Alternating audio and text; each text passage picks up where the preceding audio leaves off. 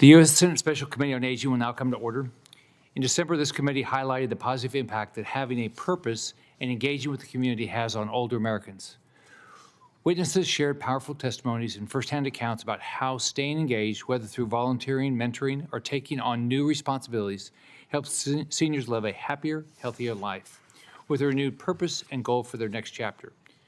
Not only is this kind of activity enriching and beneficial to seniors, but also it helps their communities too.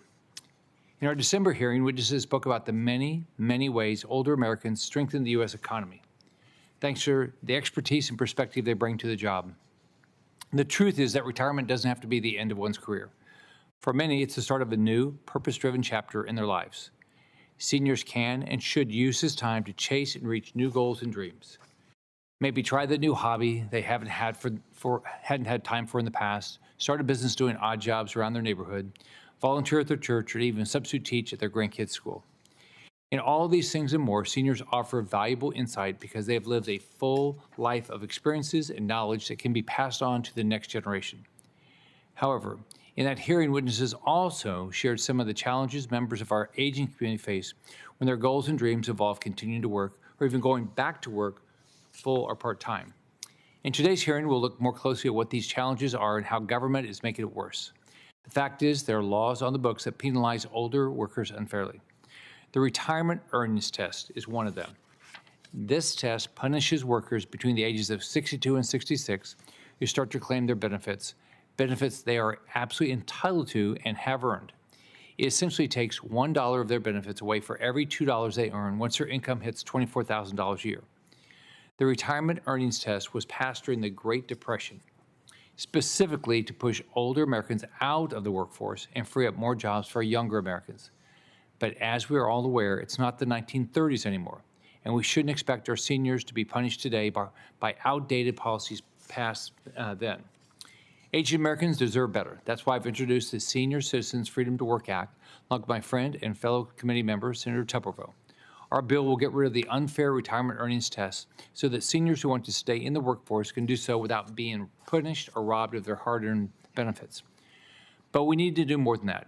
Even if we get the RET repealed, seniors still face mountains of administrative red tape to get information on how their benefits are impacted by when they retire.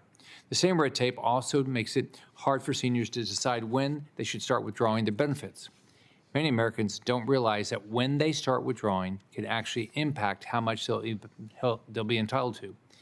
This not only affects our seniors retiring today, but all Americans who are actively planning for their future.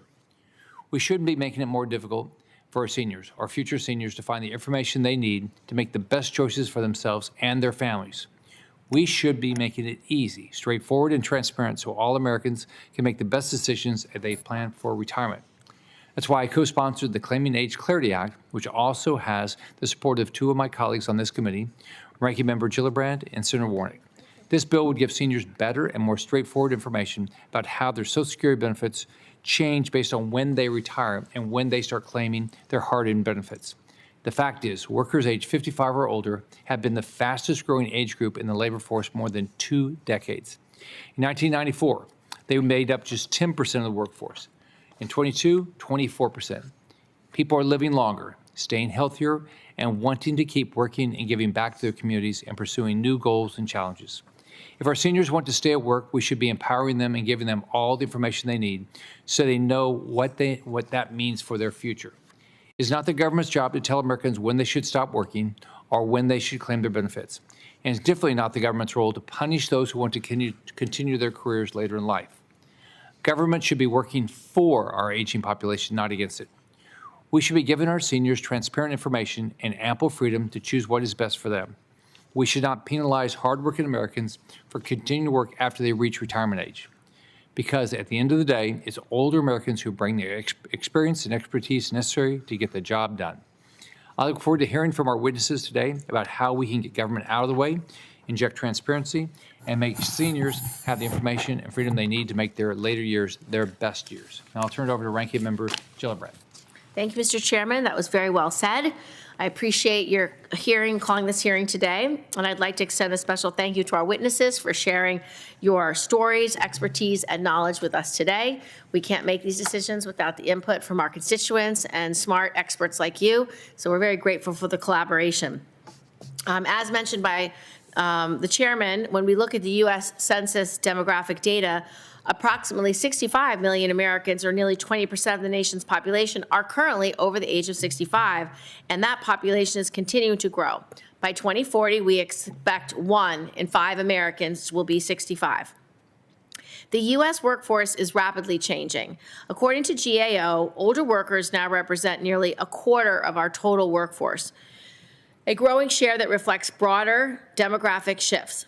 But for that reason, we must evaluate our programs. We have to evaluate our rules and our laws and make sure that both employees and workers can navigate today's environment.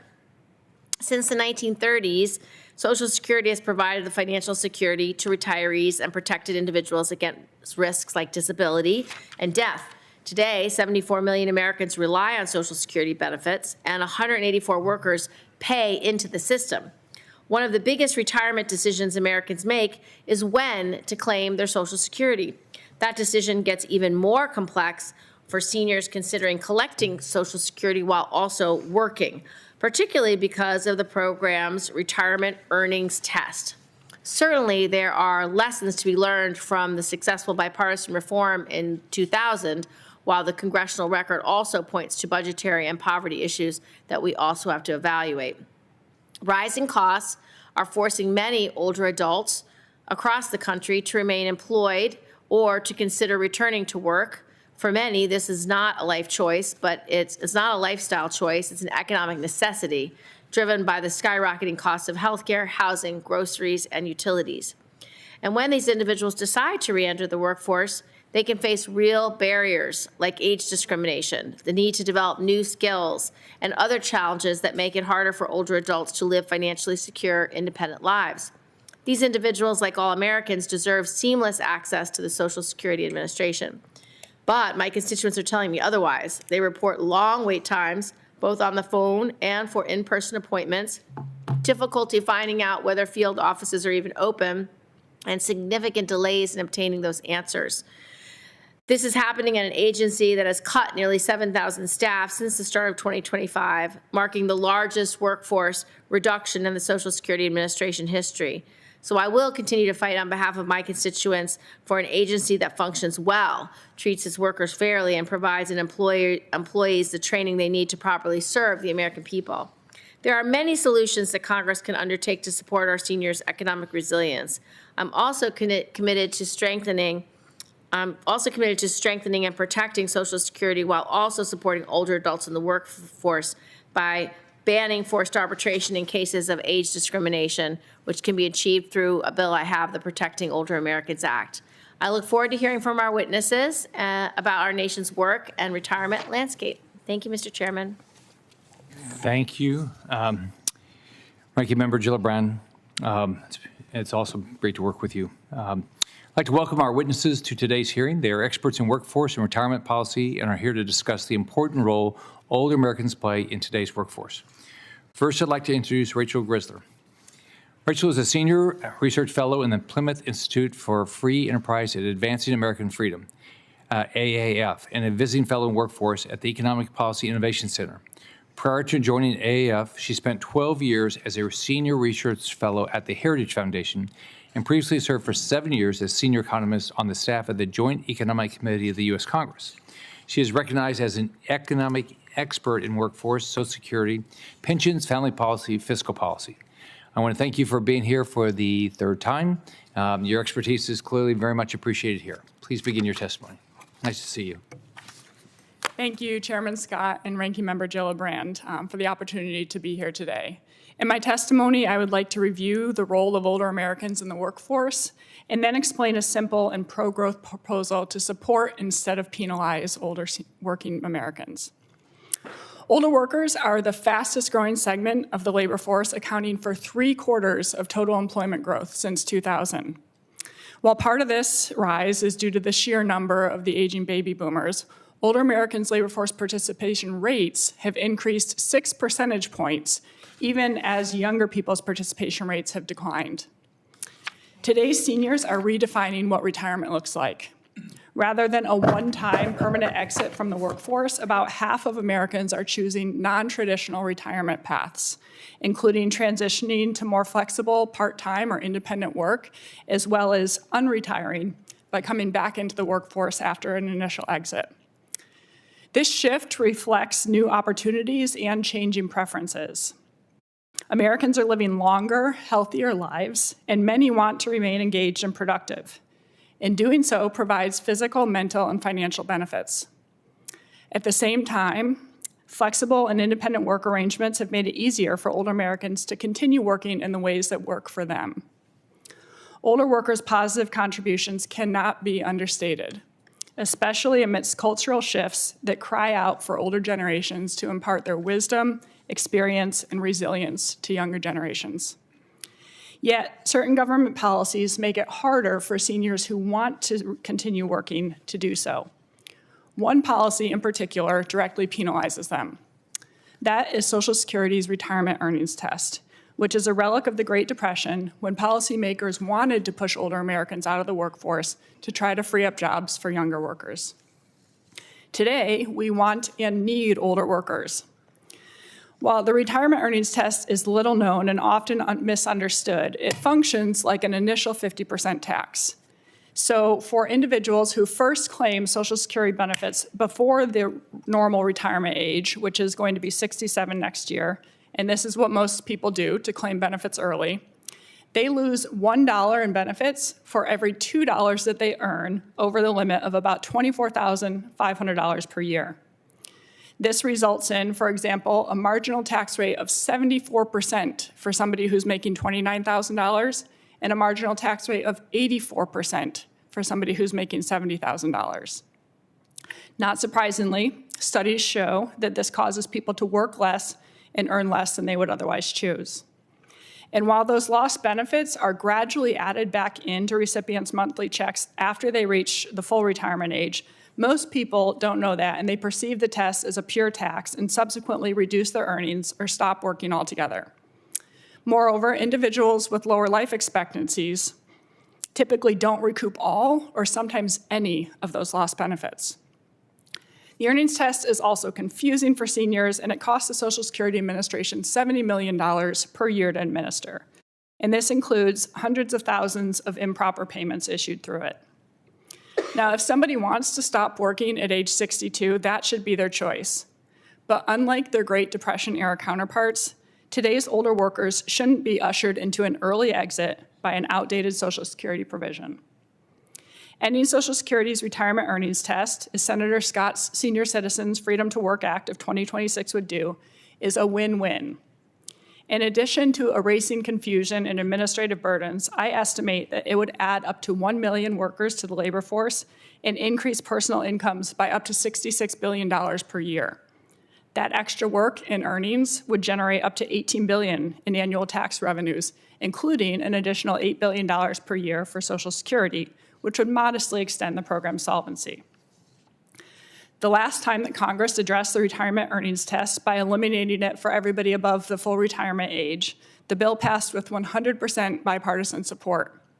And now that the retirement age is almost 67, it's affecting millions more seniors. Americans of all ages should have the freedom to work, and Social Security recipients should not have their benefits taken away because they're positively contributing to the workforce. In summary, many older Americans are already leading the way with their continued contributions. Policymakers should clear the path for current and future seniors to remain engaged by removing outdated barriers and supporting flexible work. Ending the retirement earnings test is a practical and pro-growth place to start. Thank you. Thank you, Rachel. Thanks for being back. Okay, next we have Johnny Taylor. He's the President and Chief Executive Officer of the Society for Human Resources Management.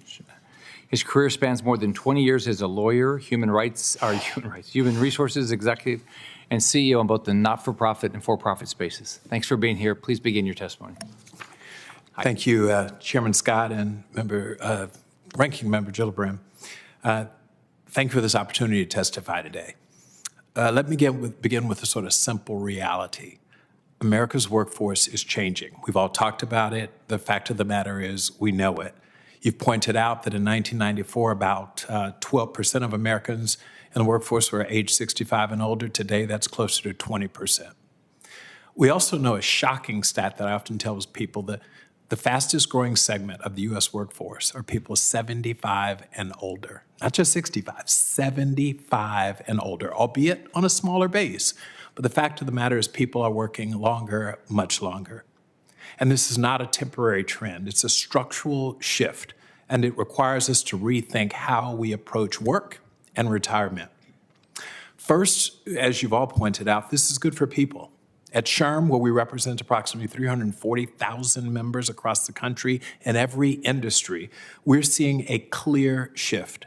People are not just working longer because they have to. There are some, but they're working longer because they want to. Because work provides more than a paycheck. It provides purpose, as you pointed out, Mr. Chairman, and connection. And research consistently shows that older adults who remain engaged in work, they experience better mental and physical health outcomes, including lower rates of depression and stronger cognitive function. Why? Because work keeps people connected and engaged. So when we talk about extending workforce participation, we're not just talking about economics, we're talking about quality of life and dignity. Second, this is sort of good for employers, really good for employers. Latest JOLTS report says we have 6.9 million open jobs in America. Nearly 7 in 10 organizations report difficulty filling roles, and yet one of the most capable talent pools in America is often overlooked: experienced workers. At the SHRM Foundation, our philanthropic arm, we call this untapped talent. Skilled individuals, including older workers, who are often overlooked, and we actually need them in the workplace. This is not just a social good, it's a business advantage. Research shows that companies with more workers over age 50 are more productive, believe it or not. In fact, increasing the share of workers age 50 and older by just 10% is associated with a 1.1% gain in productivity, contributing to stronger economic growth and higher GDP per capita. And SHRM data reinforces this. Over 80% of HR professionals say older workers bring exceptional reliability and expertise, and more than 90%, and by the way, you don't get 90% of HR people to agree on anything, say they perform as well or better than other employees. Now, in a labor market defined by uncertainty, experienced workers provide consistency, judgment, and stability. And we are already seeing what this looks like in practice. At Publix, a Florida-based company where I'm a Floridian, a 95-year-old associate works alongside colleagues of all ages. That gentleman is helping model service and mentorship that strengthens the entire team. And at MasterCard in New York, reverse mentoring programs pair younger employees with senior leaders, creating two-way learning that blends experience with new perspectives. My friends, these are not exceptions. They are signals of what is possible when we treat experience as an asset.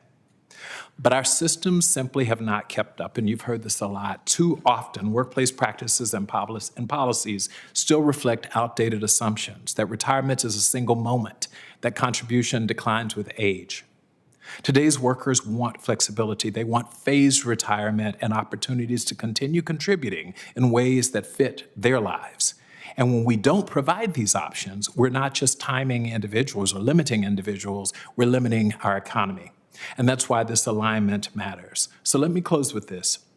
The talent is here, the experience is proven, and the opportunity is ours to unlock. If we support flexibility, invest in lifelong learning, and remove barriers to continued work, we strengthen both our workforce and our economy. Because in America, talent does not expire, it evolves. Thank you, and I look forward to your questions. Good job. Thanks for being here. Thank you. Publix is a great company. Yes, it is. Yeah, Great state of Florida. I know. We love Publix in Florida. Yeah, I know, I think it's it's clearly our biggest employer now. That's right. Yeah, so. All right, our next witness, Dr. Jason Fichtner. He is the Executive Director of the LIMRA Retirement Income Institute.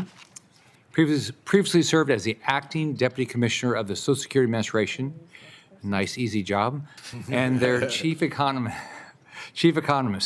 His area of expertise focused on Social Security, federal tax policy, federal budget policy, retirement security, and policy proposals to increase saving and investment. Thanks for being here. Please begin your testimony. Good afternoon, Chairman Scott, Ranking Member Gillibrand. Thank you for inviting me to testify today. Again, my name is Jason Fichtner. I'm also a senior fellow at the National Academy of Social Insurance, as well as a senior policy fellow at the Center for Social Development at the Brown School of Washington University in St. Louis, and as Chairman Scott, you mentioned, the executive director of the Limber Retirement Institute. I am also on the board of directors for the FINRA Investor Education Foundation and a member of the Puerto Rico Pension Reserve Trust, where I serve on both the Pension Benefits Council and the Pension Reserve Board. And as mentioned, I previously served in several positions at the Social Security Administration, including the Deputy Commissioner of Social Security and Chief Economist. All opinions I express today are my own and do not necessarily reflect the views of any organization with which I am affiliated.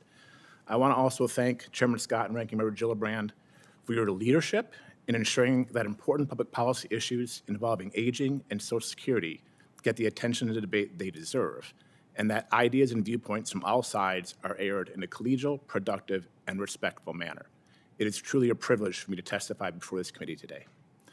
My testimony today focuses primarily on the importance of reducing confusion around the Social Security claiming decision related to the Retirement Earnings Test, or RET, and the nomenclature that Social Security Administration uses to describe the various ages at which a beneficiary can claim retirement benefits. One of the key financial decisions facing older Americans is when to claim Social Security retirement benefits, as Ranking Member Gillibrand mentioned. In fact, when to claim Social Security may be the most important retirement decision someone will make. While these benefits are available as early as age 62, claiming later permanently raises monthly benefits with the maximum benefit available to those who claim at age 70. Delaying claiming is thus equivalent to purchasing a greater inflation-adjusted annuity that will be paid for as long as the beneficiary lives. Most people, however, do not claim Social Security at their optimal age, usually because they claim too early. Research demonstrates that many people lack the financial education and understanding to make complex financial decisions, including about risks in retirement. The information people receive and the form it takes can also influence how people make financial choices. For example, with respect to the claiming decision, people act differently to the framing of age 62 as the early eligibility age than they would if we framed claiming at age 62 as a penalty that results in lower monthly benefits for the rest of your life. In 2008, when I was at SSA, and based on research, we removed the so-called break-even analysis from use by claims representatives when talking to the public about when to claim Social Security, because we recognized that the framing was potentially biasing people towards early claiming. And we want the public to have necessary information and education presented in a manner so that they can make the informed decisions. We changed this because it was very important. As provided in detail in my written testimony, I hope to leave the committee with the following takeaways. First, the retirement earnings test is overly confusing and should be eliminated or at least rebranded to better educate the public about its rules to clear up considerable confusion about the relationships between working and claiming retirement benefits. Second, the official names of claiming ages that SSA uses should be changed to better reflect the implications of claiming decisions. For example, SSA could rename the early eligibility age the minimum monthly benefit age and age 70 as the maximum monthly benefit age. Third, when thinking about framing, a phrase I would like for retirement security is, quote unquote, income is the outcome. We need to modernize the traditional three-legged stool to bring the concept into the current age by focusing on how we can promote additional income in retirement, which includes reducing barriers for those who want and are able to continue doing so and working in their later years. Along with reducing confusion in the Social Security claiming decision, this includes reducing barriers for seniors to continue working in their later years. Fundamentally, claiming Social Security does not mean one needs to stop working, nor does stopping work mean one must claim Social Security at the same time. Many people will either want or need to continue working and saving into their later years. Public policy should be designed to allow them to do so. Thank you again for providing me with the opportunity to testify today, and I look forward to answering your questions. Thanks for being here. Let me turn it over to Senator Kim to introduce the next witness. Yeah, thank you, Chairman Scott. I want to move to introduce our next witness, Dan Adcock. Mr. Adcock is the Director of Government Relations and Policy for the National Committee to Preserve Social Security and Medicare. Previously, Mr. Adcock served as Legislative Director at the National Active and Retired Federal Employees Association. During his time there in September 2000, he helped to create the federal long-term care insurance program and advocated on behalf of beneficiaries enrolled in the Social Security, Medicare, and Medicaid programs. Mr. Adcock also served as a professional staff member with the House Committee on Education and Labor, where he helped write the 1992 reauthorization of the Older Americans Act. Mr. Adcock, you may begin your testimony. Thank you, and dear Chairman Scott and Ranking Member Gillibrand, thank you for inviting the National Committee to testify before you today. Max Richmond is sorry he could not join you, particularly because he was a staff director of this committee and because he worked closely on the Senior Citizens Freedom to Work Act with Senator John McCain leading up to its enactment in 2000. Workforce participation depends on the older workers' health, but it's also influenced by their financial circumstances, the availability of jobs, and the willingness of employers to invest in older workers. Congress must remove impediments older workers confront when deciding whether to continue work, while ensuring any changes do not inadvertently force seniors into the workforce because they simply cannot afford to retire. One piece of this puzzle is repealing the retirement earnings test. The National Committee supports Chairman Scott's repeal legislation in concept. However, before Congress enacts such a major change to Social Security, we believe this committee should carefully explore three basic questions. Number one, will everyone benefit from repealing the RET? And if some workers end up worse off, are there ways to mitigate the financial impacts on these workers and their families? Number two, will repealing the RET actually increase the participation of older Americans in the workforce, or are there other legislative changes that should be made to advance this goal? Number three, what will the impact of repealing the RET be on the Social Security Administration's ability to implement the change and on the solvency of the Social Security trust funds? I know from attending town halls with seniors that repealing the RET would be extremely popular. After the last repeal of the RET in 2000 for claimants who reached the full retirement age, I know that many seniors who are not covered by the law complained that they had been left out. In part, this is because the RET is extremely complicated and tends to induce fear and uncertainty. Many seniors don't realize that Social Security benefits withheld under the RET are later returned to them through higher monthly payments for the rest of their lives. Those who don't know about this feature of the RET may find it difficult to fully weigh the impact on their own family's finances. For Congress, it is this element of the RET that contributes to the challenge of projecting the positive and negative impacts of the RET repeal legislation. While we hope the repeal of the RET will increase older worker employment, that won't happen if employers continue to discriminate in hiring based on age. That's what this committee found at your September 3rd, 2025 hearing. To address this challenge, you focused on bipartisan legislation, S-2703, the Protecting Older Americans Act of 2025, which the National Committee supports.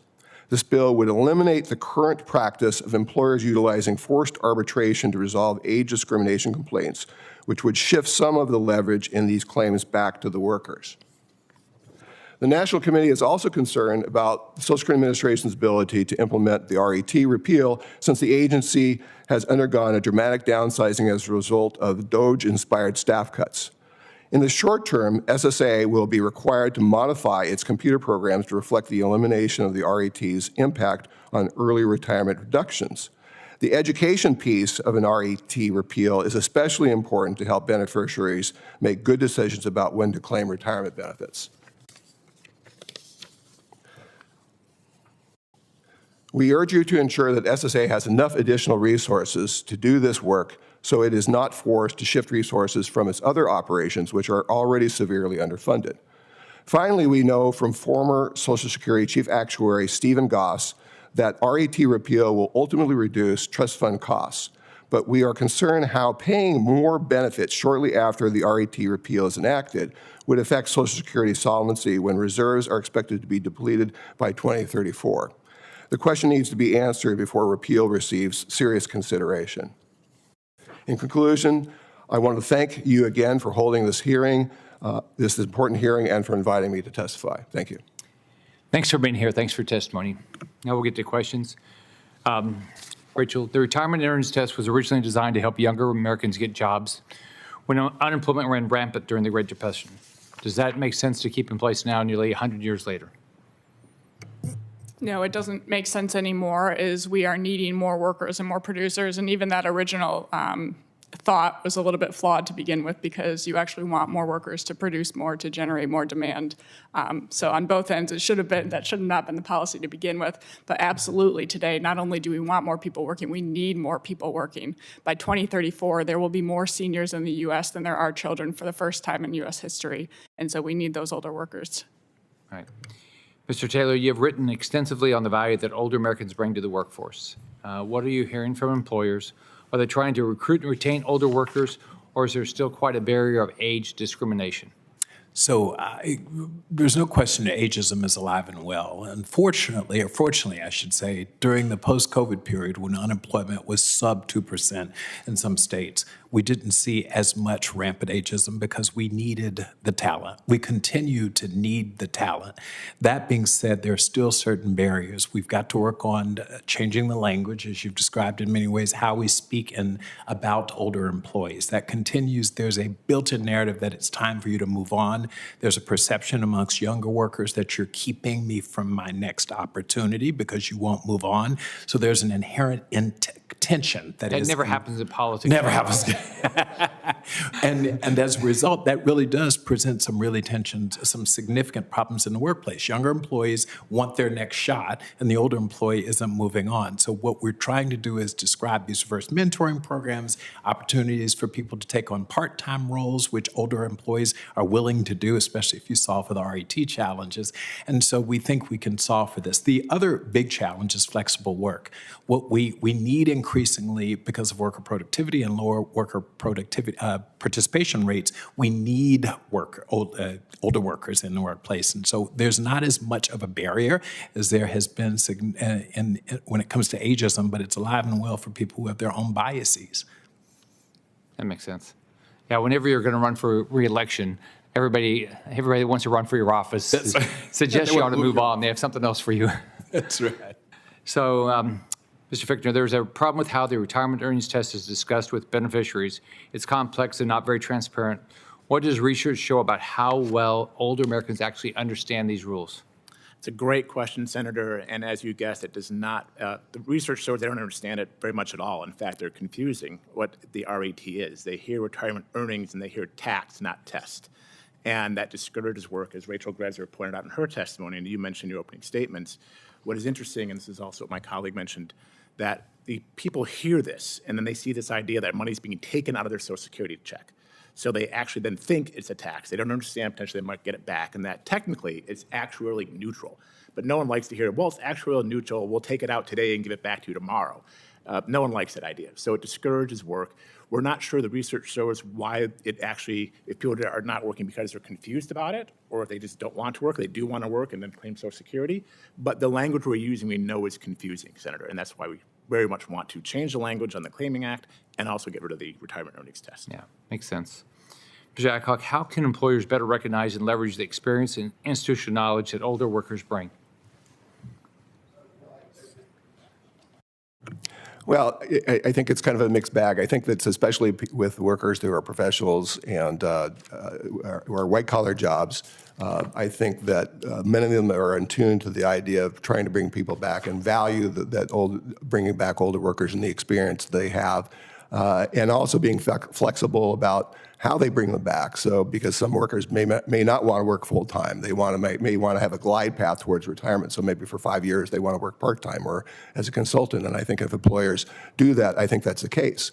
But I think where it becomes very challenging is blue-collar jobs, where people are physically not able to work any longer, or employers don't perceive that they have that ability and are reluctant to keep them on. So I don't know that a lot of that is happening in that particular part of employment, but certainly if workers are physically able to do it and can, they should.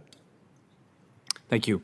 Mr. Taylor, you lead an organization that represents hundreds of thousands of HR professionals from basically every sector of the economy. Your organization sets the standards for how employers think about talent. Is there more that can be done to improve how we treat workers over 62 and help them be viewed as an asset rather than a problem? Yes, Mr. Chairman, there are three things in particular. One, screening practices, such as focusing on graduation dates in people's resumes. You're talking about an obvious way to commit ageism without leaving a trace of it, is you look simply at a resume and you can do the math and conclude the age of a person. So we're advocating for individuals to actually exclude graduation rates from their resumes. That is something employers can do. Secondly, coded language that we use, like digital native or fast-paced environment, words that suggest we're looking for younger people without saying younger people explicitly, which would violate, obviously, ADEA and other laws, local and state laws. And then excluding older workers from upskilling opportunities. There's this really interesting practice that we had historically, which was we'd provide a lot of training and development opportunities for newer workers. And then when you hit about 55, we stopped sending you to training because you were on the other side of your career. And so what we're saying is employers have got to be more mindful about the idea that you might actually provide training opportunities, specifically in this AI world, for older workers. So you're not messaging to them that they've outlived their shelf life. Yeah, thank you. Senator Kim. Yeah, thank you, Chairman. Thank you all for coming on out here. Mr. Adcock, I'd like to start with you. I recently became now a caregiver for my own father, and I know 1 in every 4 Americans currently serve as a caregiver, providing uncompensated care to a family member. Many individuals who are caring for their family members are forced to either choose to leave a job or choose to figure out how they can do that and balance it in terms of taking care of their loved one. And depending on when the caregiver leaves a workforce, this can often shortchange Social Security benefits. But there are also increased challenges for older caregivers who are living on Social Security alone upon retiring. In either scenario, it's often the case that benefits are often not enough to get past daily expenses, let alone expenses associated with caregiving. So I guess I just wanted to ask you, as we're considering solutions that could better reflect the work lives of Americans, how could we reimagine Social Security to capture the needs of caregivers in our society? Thanks, Senator Kim. Great. That's a great question. First, for somebody who is still working, I know that when we talk about a more broad picture of Social Security reform, one of the things that we support, the National Committee, is that there be a Social Security caregiver credit. Because if you are leaving the workforce to care for either a child or an elderly parent, it means for every year that you're out of the workforce, your Social Security record is reducing your Social Security benefit for the future. Legislation has been introduced in the past, which would provide basically a proxy for the time someone left the workforce while caregiving to enable them to have a higher Social Security benefit than they otherwise would. So that's one thing I would do. I think it's once somebody has retired and is on Social Security benefits, I think that's a harder nut to crack. I mean, obviously, with regard to Social Security itself, that's why we, obviously, as an organization, we're concerned more than just about Social Security, about Medicare and Medicaid and the Older Americans Act, and those programs, various of those programs have various supports for caregivers that we think are really essential and need to be beefed up, especially home and community-based care that the Medicaid program provides. And ensure that that program is there for the long haul. And that the Older Americans Act also is enabled to provide family caregiver support, which it has inadequately been funded in the past, and it needs to be fully funded. Yeah, as you said, there are different scenarios in which this happened. And for instance, we've been talking to people that are caregivers who claim Social Security benefits early due to their caregiving-related income loss. And I guess the question that we're trying to think through, how do we make sure that they are not structurally disadvantaged in the long term, when it comes to, being under Social Security policy. So what you raised are important questions that I think a number of different scenarios that are out there. And I think it'd be good for our committee as well as broadly here in Congress to be thinking through those different scenarios. Mr. Taylor, I'd like to just turn to you, just kind of building off of some of the questions that the chairman asked about older Americans who want to be able to continue on to work, and just thinking through, what kind of policies should we be considering and pursuing here at the federal level to advance accommodations or flexible solutions that could increase workplace accessibility for older Americans. You talked about some of these different ideas that are out there, including some of the language side of things. But I'm just wondering if there are certain tactics or tools that you've seen or opportunities for policies that you think are ones that we should be considering from a legislative standpoint. Senator, our belief at SHRM is that from a private employer perspective, that there are sufficient legislative policies in place to address age discrimination. Frankly, employers are best positioned as it stands to audit themselves, looking at hiring and talent practices, to remove biased language, for example, from job descriptions and postings, to ensure equal access to training and development opportunities, as I mentioned earlier. Frankly, there's not a sense that any piece of additional legislation or policy is going to solve for that. Employers need the talent. They're convinced of it. We're past the day of saying, people have outlived their value to us. What we've got to do is just be very intentional about ensuring that our practices don't unintentionally exclude people from the workforce because of their age. Okay. Thank you. With that, I'll yield back. Thank you, Senator. Senator Moody. Thank you, Chairman. Thank you so much to our witnesses for being here today. We really appreciate it. In Florida, as you know, we have a very large senior population. I think that is growing. Some people refer to it as a silver tsunami, which I love. And I think a large driver of that, I want to say over 50% of returning seniors to work talk about extra money. And I think it's, in Florida, thankfully, we have a thriving state, very easy to start a business, number one in entrepreneurship, new business formations, we rank high in the nation, a lot of opportunities. I want to better understand what the impediments are. If someone wants to go back and work in their senior years, what those impediments are. I want to understand how we might be able to, as lawmakers, address current law to allow for that. So they don't feel bound in order to receive their Social Security benefits or other benefits. They don't feel bound to not working because if they make more money, they won't be able to receive those earned benefits over the course of their life. I think that is wrong, and we need to fix it because we know that this is going to become more and more of a problem.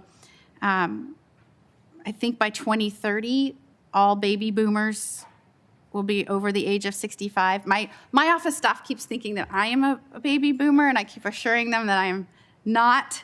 But I think by 2034, seniors will outnumber children for the first. It's true, senior senator of mine from Florida. But by 2034, seniors will outnumber children for the first time in U.S. history. And so I want to get it right before then. I want to start working on that now. And I am so grateful. Our chairman, I think this has been the most active aging committee maybe in the history. It makes sense since we have a chairman from Florida. But we know that more and more workers over age 65 are coming into the employment sector, and it's grown by 117% within 20 years. So giving these realities, I want to hear from you. I mean, you're the experts. Again, the chairman's put together a great panel. What are the main impediments? Why, if someone wanted to work, they wanted to earn the extra income, and we know that costs of living are going up, and specifically related to healthcare and drug prices, and we're trying to do everything we can to address that, drug pricing transparency, all of the things that we're doing to address that. But, as they are wanting to make more to cover these increased costs, what is the main impediment that they are facing if they want to go back into the workforce? And I'll start with you, Ms. Greszler. Thank you. And I'd like to talk about two. And first is that retirement earnings test. And so somebody who's making a modest amount, $29,000 per year, facing a 74% marginal tax rate in terms of what they get from that additional dollar that they work and earn. When you see that only 26 cents on the dollar coming in a paycheck, that encourages people to just stop working. And so just eliminating that test is just a common sense one, and it would improve the economy, it would improve Social Security. So getting rid of the penalty first. You think that's the number one thing to do? I think that For combined with- triaging our yes. approach. Okay. Yeah, that's the first thing. And second, I would address the people who want to transition out of a formal 9-to-5 job into part-time, more flexible work, enabling them to first be able to have that opportunity. So things like clarity and what is an independent worker versus an employee. And there are two bills on that, the Modern Worker Empowerment Act and 21st Century Worker Act, that would just provide that clarity to make those opportunities available, and then addressing the benefit side of things. So if somebody is, say, 62 and they want to start transitioning out, but they don't want to lose access to their health insurance, and maybe they still want to have a retirement account, having those types of portable benefits be an option through independent work as opposed to the formal employer things you could do. And so something like Unlocking Benefits for Independent Workers Act. So just expanding the flexibility. And neither of these things are like new mandates on employers. They're just removing current barriers that the government's created. And anybody else want to comment on that? Less what the government can do, but what private employers can do. We know specifically that there are 4 things that older workers say are barriers to them returning to the workplace. One is flexible working hours. We as employers have the ability to impact that. Secondly, they want us to develop more wellness programs that specifically address age-related health needs. So gym memberships are nice and things like that, but ultimately they want things that are responsive to people, that are age appropriate, if you will. Thirdly, phased retirement options, being able to do this. You don't have to go from, 80 to 0 in terms of miles per hour, that you can take this down and maybe do it over a period of time. And then fourthly, part-time scheduling opportunities. If the chairman will indulge me with 30 seconds, I can bring it back to the Claiming Clarity Act, which I think is very important because culturally, we still have this notion that you turn 65 and you retire. And I think that's a cultural thing. The language we use, the terms we use, people hear the term early eligibility age, and no one wants to be late for their government benefits. We don't talk about the minimum monthly benefit age. And when I was at Social Security talking to beneficiaries, just telling them, oh, you're here, you're 62. Do you realize this is a minimum monthly benefit? They'd say, wait, minimum? What do you mean minimum? I can get more? The framing is very important. If we start disconnecting, stopping work from Social Security claiming, then we can start talking about how people could use different types of income, working or retirement, when to claim Social Security that's best for them without confusing with confusing language. So I think that's something Congress can do and we should all do culturally, is maybe we retire the word retirement. I'm out of time, but I don't think the chairman would let me end with just you on the end. Okay, yeah, well, thanks, Senator. Just to say it briefly, I think probably the biggest impediment is age discrimination. I think that there are situations where people really do want to go back to work, but their potential employer doesn't value their work, and so that's a real problem. In terms of what my colleague just said, I think that's a really huge deal. We're talking today about repealing the earnings test, and for some individuals that might make sense. But I think the bigger problem is just misunderstanding of how all this works and how it's a good thing or a bad thing for individuals, and especially that people need to go into this with their eyes wide open. That they need to understand. That they actually do get this money eventually back. It's currently withheld by the retirement earnings test. And if it was repealed, would it make sense for them to do that? But also they need to be cognizant of the fact that if they decide to claim benefits early, that's going to change that's going to lower their benefits for their lifetime, and not only for them but potentially for any survivors they have in the future. So they really need to really understand that before making those very important decisions. Thank you, Mr. Chairman. You think they do? What's that? Do you think people know?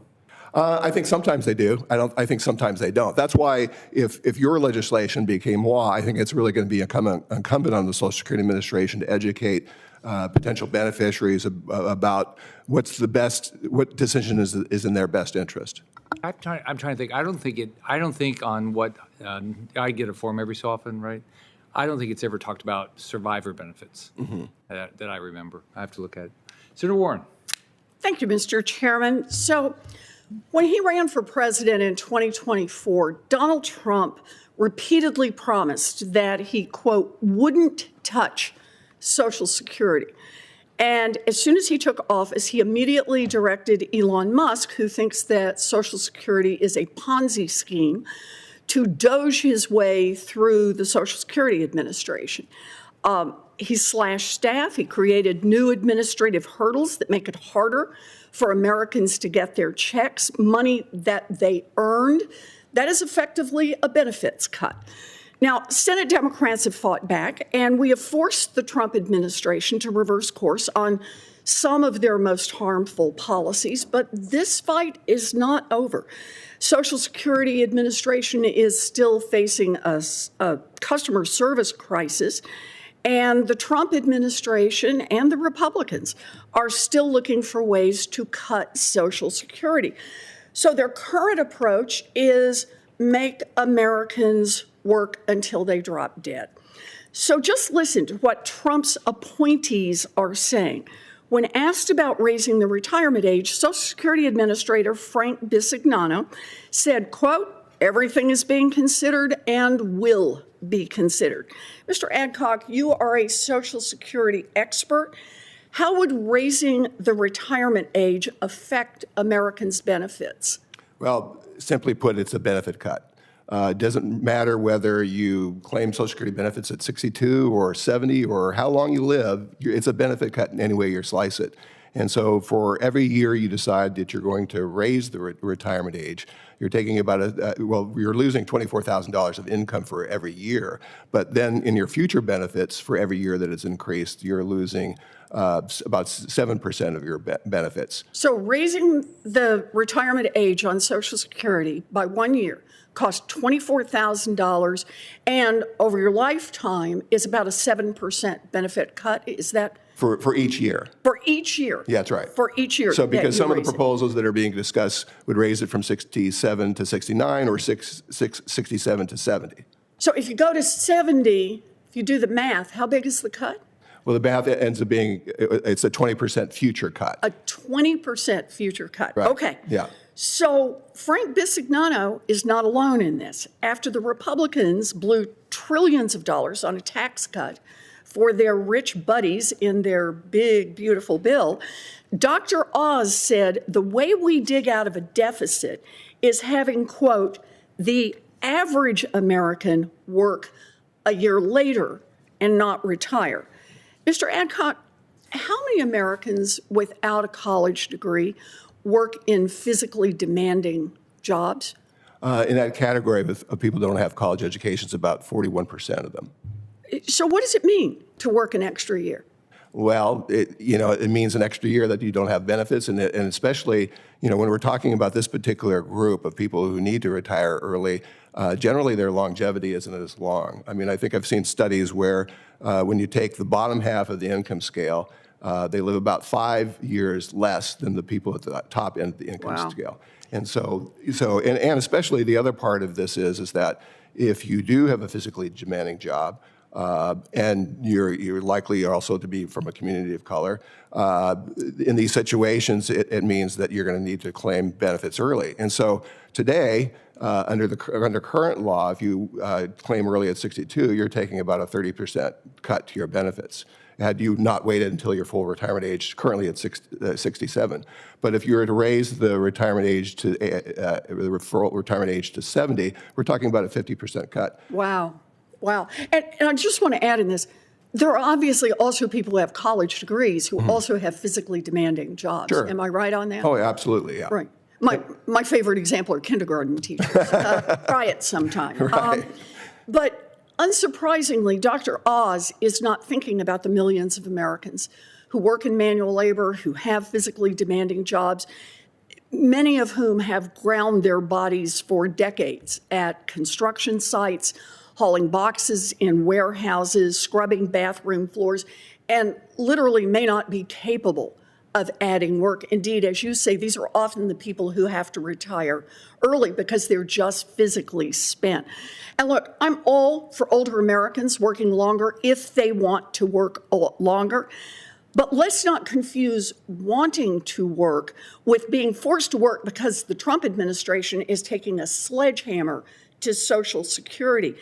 Instead of hanging those workers out to dry, we should be expanding and protecting Social Security, especially when tariffs and war are now driving up prices for our seniors, for everybody in this country. So, Mr. Adcock, how could we pay for bigger Social Security benefits? Our preferred solution would be making the wealthy pay their fair share. Yeah, that seems right to me. Look, we've got to make sure that the wealthiest Americans pay their fair share and not force seniors to work until they drop dead. Right now, a billionaire, Jeff Bezos, Bill Gates, Elon Musk, pays as much in Social Security taxes as someone who makes $175,000 a year. I've got a bill to fix that, and it would raise enough money to increase benefits by $200 a month for every senior and help stabilize Social Security to make sure it is around for the long haul. Social Security is not charity, it is a promise. And it is a promise that people have earned. And the Trump administration is trying to strip away that promise, trying to chisel it, trying to shrink it up, and then rebrand it as an opportunity to work. Americans aren't buying it, and we're going to keep fighting back. Thank you, Mr. Chairman. Thank you. Ranking Member Gillibrand. Thank you, Mr. Chairman. Thank you to our witnesses. I want to address the question of privacy concerns that people whose data is on the Social Security Administration servers are facing. On March 10th, the Washington Post reported that Social Security Administration's Office of the Inspector General is investigating a whistleblower complaint alleging that a former DOGE employee assigned to SSA improperly stored beneficiary and worker-sensitive personal information on a personal thumb drive and further shared it with his employer, a publicly traded information technology company. This follows allegations in 2025 from SSA's then chief data officer regarding the improper actions and storage of SSA beneficiary information. In November of 2025, and again in February of 2026, joined by Senators Schumer and also Brooks, we requested that the IG initiate an investigation to determine once and for all the scope of the personal information that was compromised. So, Mr. Adcock, can you discuss the potential risk to both Americans, individual Americans, and our national security of having the most sensitive and personal data insecure? Sure. I mean, it's something we hear from our members quite a bit from, that they're concerned about it, along with other chaos that has happened because of DOGE in the managing the Social Security Administration. Yeah, they understand that so much of their personal information, both healthcare and Social Security, is part of that database. And heretofore, they believed that was a pretty secure site, that they didn't really have to worry about it. But now, basically, because of this information disclosed in court cases, that it has been sold to third parties, I think it's very troubling for a lot of our members. And so they're really concerned about how this is being managed. And it also speaks to just the overall database itself in terms of proposals to try to take it from the current system to a new system in a very short period of time without any extra money, and what that could mean for ensuring that all the information that's there, like work histories that determine benefits, that stays pristine and that still is enabled, that database is intact so that we can ensure that benefits are really what they should be. I mean, that's why, for instance, people have been we've advised our members to go and to start a My Social Security account and to save all their work history. So in case if that information was ever lost by accident of what's going on at the Social Security Administration, they would have that. Yeah, we hear, I mean, I've been on the Armed Services Committee for almost 20 years, and if you lose your data about what you did in the military, it's very hard to get your benefits sometimes. So I think this data protection is a very big issue that we all have to be concerned about. Mr. Fichtner, would you like to add to anything? Actually, I would, Senator. This is a very important issue on privacy, and I'm a little bit out of the loop on this. It's been a while since I was digging in this, but when I was at the Social Security Administration, we were so concerned that working with Congress, I think that's when we got rid of the Social Security number off of Medicare cards. We went to a Medicare number. And I think one of the things to start considering as you think about privacy is the Social Security number has become a de facto national ID number. And it's linked to everything you do. It's on your tax return, it's on your employment records, it's everything. Maybe it's time to start thinking about how you can segment those. You can have a separate number for your tax return, separate number for Medicare, for Social Security. So if some hacker gets one number, they don't get your entire life. That's and I'm interesting. very concerned about this from an administration standpoint because you're putting so much information now into Social Security, which also processes W-2s for the IRS. Yep. So they have tax information. If that information gets out, it could be very valuable and it could be very detrimental to people when it comes to fraud. Thank you. I now want to address some of the issues that we talked about earlier in terms of improving the public's access to Social Security Administration. The Social Security Administration lost 7,000 workers, which is a lot because DOGE encouraged and pushed them out and pushed out the more experienced workers, the ones who had more years. I've heard from New Yorkers they've really struggled to be able to talk to somebody at the Social Security Administration and hard to get an appointment. In March of 2026, the approximate wait time in an office for an office appointment was 35 days. And the agency has limited publicizing its casework metrics. So we just don't have a lot of insight into this. So one potential burden reduction on Social Security Administration would be to eliminate the need to administer the retirement earnings test. This is something that the chairman and I are looking into as a reform that I think is interesting and good. For beneficiaries who remain in the workplace, what major challenges do members report when dealing with the Social Security Administration? And are there any unforeseen challenges with this change that we're talking about? Why don't you start, Dan, and then we can go down the line.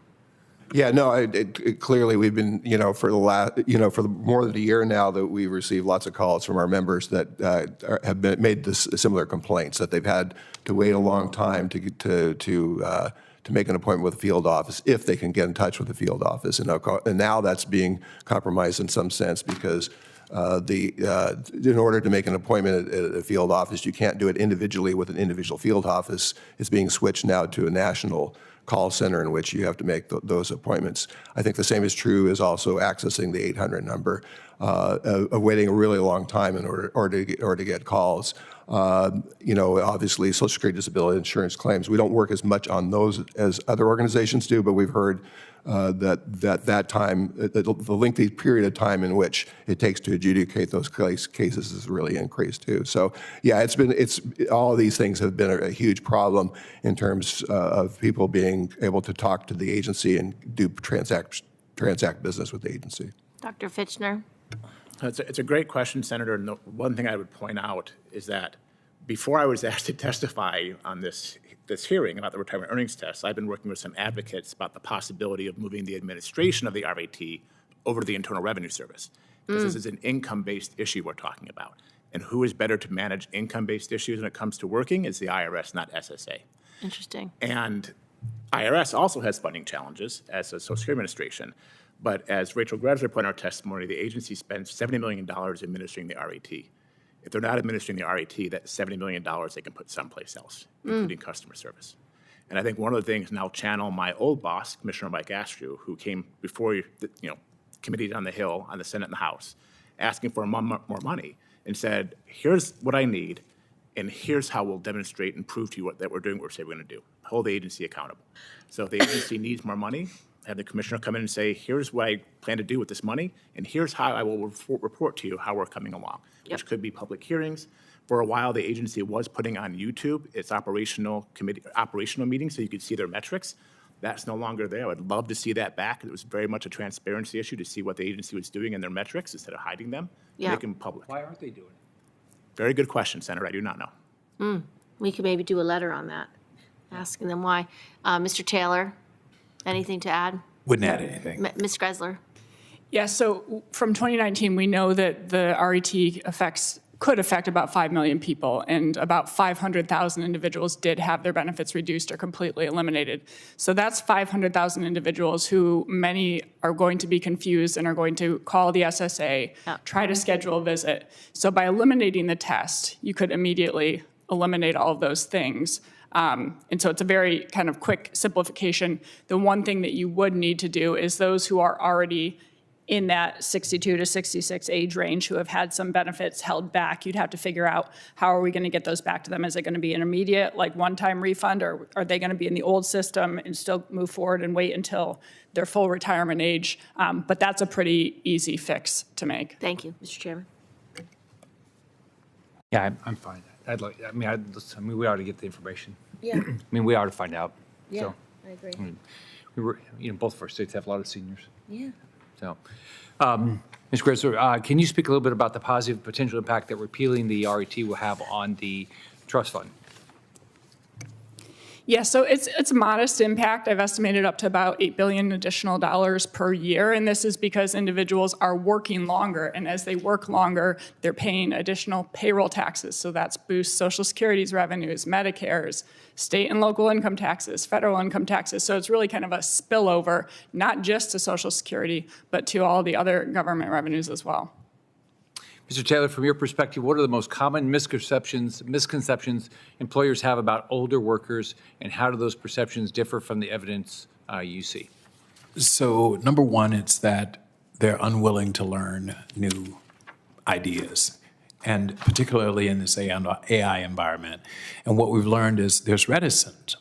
Obviously, for good reason. They are not, as we use the term, digital natives. So we have got to be more intentional about training and creating training and development opportunities for older workers. It's a two-way. So some of that has some value to it. The reality is I'm one of those, right? I was born a Blockbuster kid, another Florida company, and the world is just different, right? My 15-year-old has to teach me how to do things, but I'm willing to be taught those things, and we have to be intentional about it. The second area that we find is a perception that they won't work as hard, that younger generations have more youth, vitality, and therefore are willing to put in more hours, and actually the data would suggest the opposite. Completely right? wrong. Totally, but that's some of the perception. So much of the work that we're doing is around narrative building and storytelling. We have to convince our colleagues as well as leaders that, in fact, older workers are just as valuable, if not more valuable in some ways than some of the younger workers at this point.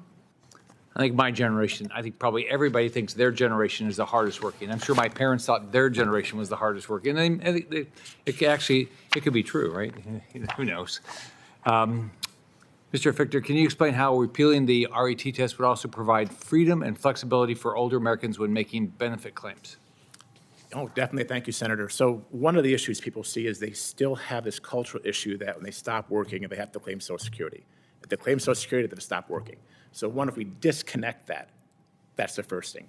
When they see the retirement earnings test, they think, whoa, I'm going to be taxed for my working after 62. Why am I even bothering working then? Yeah. And most of them then take the benefits, they don't work. And I think this is also very important when thinking about the importance of income and the benefits. Just to give you an idea, Senator, so I've been working on this issue almost 20 years now, so I really want to thank you for your efforts with this, and Ranking Member Gillibrand as well. Because one of the things I did at Social Security is we got rid of that break-even analysis and made it a personal decision where the agency talks to beneficiaries about them, their spouse, survivors, and they have a double-sided one-pager that I put in my written testimony. But to give you an idea how important the claiming decision is for income, if you were scheduled to get just $1,000 at age 67, just $1,000, claiming at age 62 would give you $700. That's a 30% reduction in your monthly benefits for the rest of your life. If you claim at 70, it's 1,240 benefits. That's a 24% increase. Now, for those who can't do math quickly, the difference between that 62 benefit and age 70 is a 77% increase in your monthly benefit that is inflation protected for the rest of your life. And when may you need that money the most? When you are older, might have health concerns and costs. That claiming decision, that transparency will help you make a better informed decision. And then telling people, look, you can work and get Social Security. You can not work and get Social Security. You can do whatever you want. The idea is now thinking about income as the outcome and how to help you make a better informed decision. And again, I applaud you for your efforts in this. Yeah. Anybody want to add anything? I'd just like to bring up a point on the solvency of Social Security and the issue of raising the retirement age. The reality today is that Social Security does not have the ability to continue paying benefits when the trust fund runs insolvent sometime between 2032, the most recent projections, and that's an across-the-board 23 to 28% benefit cut. The reality of that is that even if you waited until 70 to start collecting your benefits, you would not get what the current program pays today. And Mr. Chairman, if I can, because the comment came up, I'm sorry, just this is some,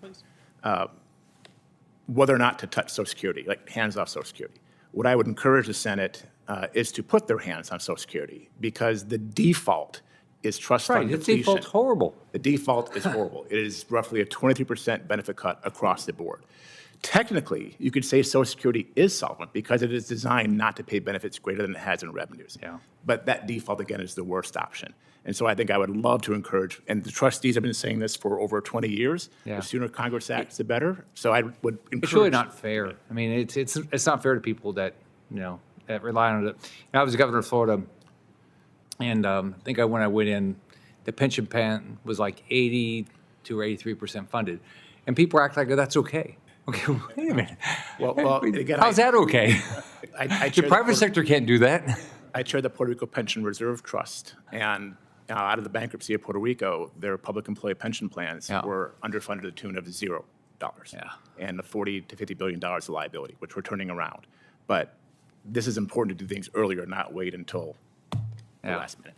It's hard. The point that I wanted to make is that, we talk about how these plans impact older workers, but we haven't oftentimes asked older workers how they actually feel about it. And our research at SHRM suggests that there are four things. They say, one, I get to stay mentally active and engaged. 70% of older workers, 67 and older, say, this is good for me. So you may think this is negative, but it's actually good. Secondly, to maintain financial stability.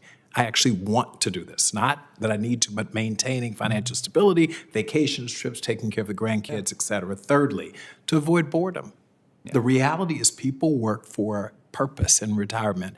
And then finally, to continue using their current skills and their experiences. So this idea that it's a bad thing and that we're working people to death doesn't exactly sync with what older workers are telling employers.